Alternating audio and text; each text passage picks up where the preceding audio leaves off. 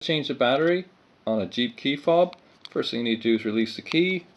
Just this tab here, just move sideways.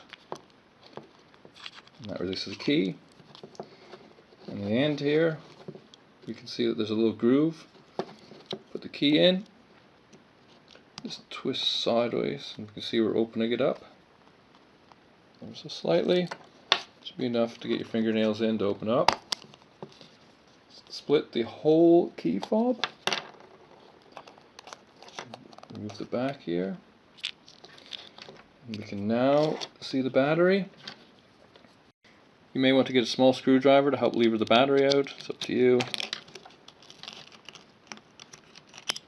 Just lifts out. It's a CR2032. Just get your new battery in. Slide in. Really simple. Reassemble.